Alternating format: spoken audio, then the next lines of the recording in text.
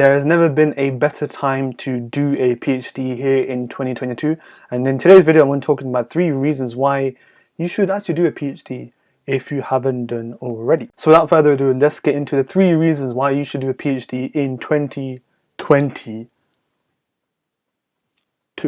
One is that research is getting hotter and hotter. I'm not being by temperature wise, I am on about the notion of its importance in day-to-day life in terms of key topics. Now, research never gets old because it never finishes, so it never gets out of date. You never lose the role of a profession as a researcher. But as you've seen in the past few years, the notion of COVID and many, you can say, disciplines of science, engineering, you can even look at linguistics, architecture, all sorts in terms, for example, how to make a new hospital, how many different forms of research is needed. You've got the engineering side, you've got the science side, you've got the logistics side, you've got the architectural side, you've got the business and law side. These are all disciplines of information, differences of knowledge that require forms of research to try and make it more optimized. And the great thing about it is that what do you need to advance the cause of society, whether it's in COVID, politics, mathematics, humanities, you need researchers. So even now, despite it saying, oh, everything's becoming automated, I'll be talking about that later in this video, there was always going to be a need for researchers. And because certain topics, certain major topics are getting hotter in terms of importance, the government and certain councils will fund it more, will invest it more, there'll be more media attention, there'll be more eyes on it. So there'll be more researchers that are required to push and advance that cause in that chosen sector, in that chosen field. So if you're unsure, if you're undergrad or master student and you're unsure about whether to do a PhD, believe me, now is actually a great time.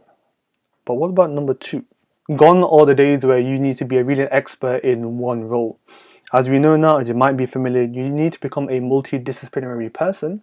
And if you're in the science field like I am, you need to become a multidisciplinary scientist. Now the great thing about doing a PhD, even if you're not interested in teaching or academia, the amount, and I mean the amount of skills you generate in terms of transferable skills, becoming better at simple tasks than perhaps some of you may have not done a PhD, you become a more well-rounded individual. And that's going to set you in good stead for the different roles that you may or may not have. Life is difficult right now because even many people have to have 2 jobs to make ends meet, or they might have to transition between different roles because of redundancies or because they may get bored, and there's not a problem with that. But because you may have done a PhD, you can adapt to the situation a lot better, whether it's your personal life, whether it's your life at home, whether it's life at work. When things are getting in the way, a PhD allows you to become more efficient, more effective, more patient, more resilient. And the great thing about it is that that can be utilized in all walks of life. And as things are difficult and have been in the past few years, just the notion of the skills, the experience, the knowledge, the abilities that you generate as a, you can say, as a side effect of a PhD resonate more now than it ever was before, in my opinion.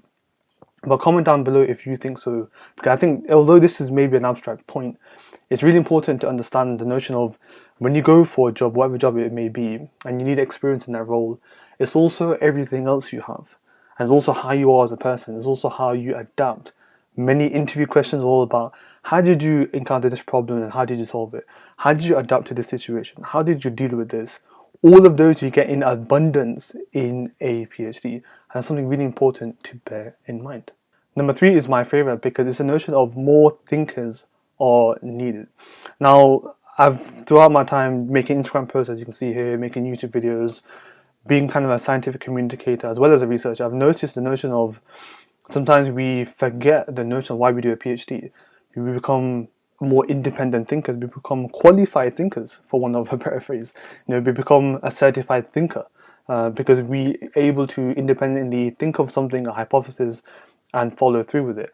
And as a lot of things are becoming very automated in the world of doing things, automated processes, automated digital things like emails and infrastructures, there is a more and more need for thinkers to pioneer new ideas that can make use of the automated procedures. Many things, unfortunately, many certain industries have been changed or streamlined, and unfortunately many people may have lost their roles because they did a great role that has now been streamlined or been made effective using robotics or using other forms where not as many people are needed. But always what is needed is thinkers. Think of new ideas, think of new software, think of new strategies that can then make use of automated procedures. Now, some of the best thinkers are those who have done a PhD, perhaps not always, but those who have done a PhD have a better strategic understanding of how to think and develop ideas. And if you want to be one of that kind of cohort of people who are great thinkers, a PhD is a really good way, a really good lesson in dynamic curve to get that training and that understanding of how to be a better thinker. So in your chosen sector, whether it's business and law, science, whether it's photography, videography, perhaps people do PhDs in that, you then become a certified thinker to help advance that cause. So let's say you're passionate about something and then you do a PhD in it.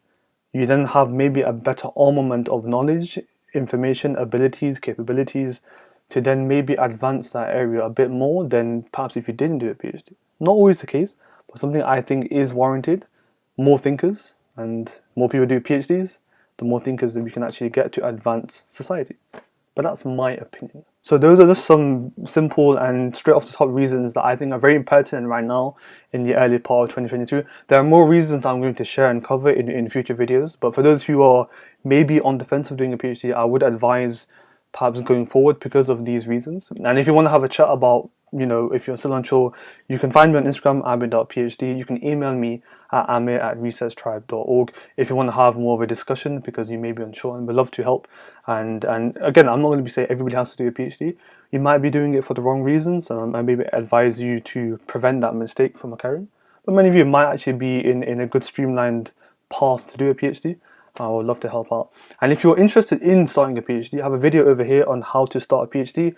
Many tips and advice on things to get started with as you first enter that amazing journey of starting a PhD and being a PhD student. Do check out that video because a lot of reviews about it being really beneficial. So I hope it benefits you. But in any case, hope you enjoyed the weekend. Hope you enjoy tomorrow. Tomorrow is Sunday. And I shall hopefully see you during the week. Take care.